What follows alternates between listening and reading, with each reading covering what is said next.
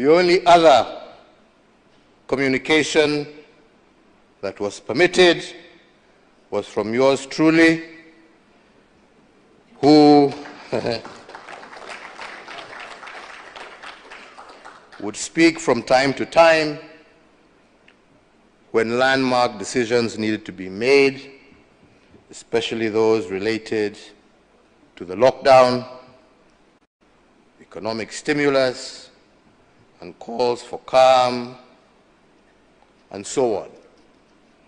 And as many of you will recall, I did endeavor in a good number of times to ensure that during those occasions, I was also flanked by leaders of the opposition to further reassure Kenyans that this was truly a national crisis.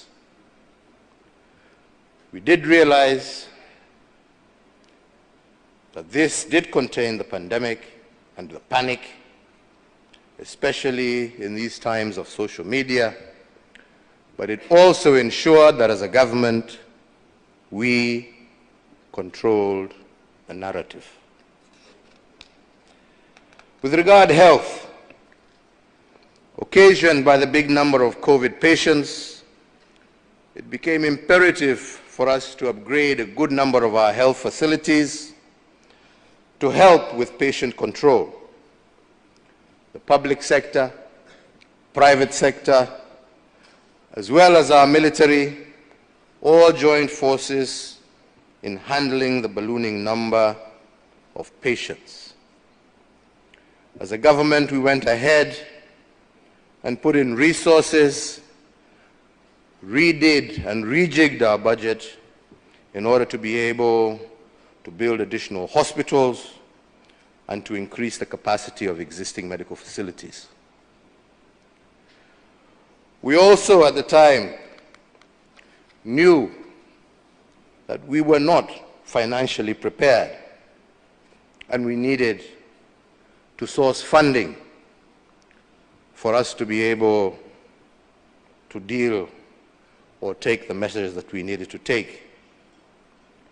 And this happened, and as again has been said, one of the main challenges of the lockdown was that it resulted also in our revenue collections dwindling at a time when the country needed these resources the most.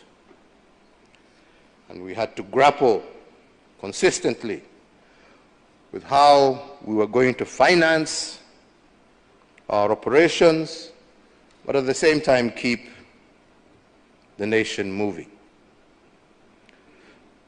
So as a government, we created a COVID-19 fund, a kitty that would fund emergency response towards containing the spread, its effects and impacts.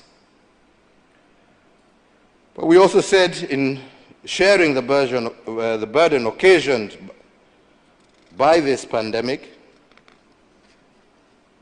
we said we had to lead from the front, and myself as president and the deputy president took an immediate salary cut of 80% of our salaries.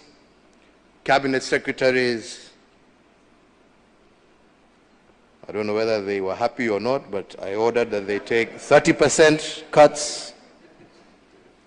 And principal secretaries and other top officials, we gave them the chance to volunteer to take 20% pay cuts in order to show that commitment and leadership starts at the top. We also called on well-wishers, and in this regard, I really want to thank our Kenyan private sector, because despite the challenges that they themselves were facing, they came out strongly in support to ensure that at least the most vulnerable were able to put food on their tables.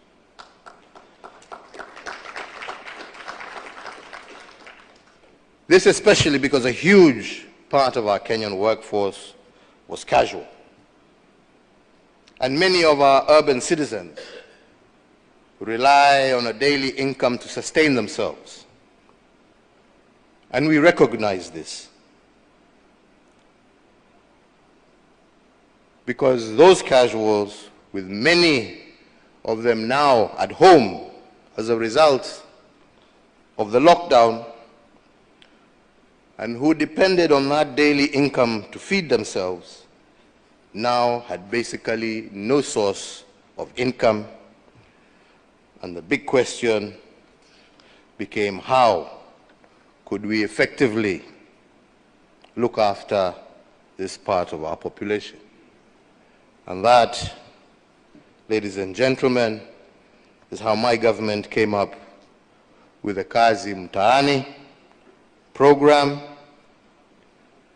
And the Kazi Mtaani program was intended to put money in people's pockets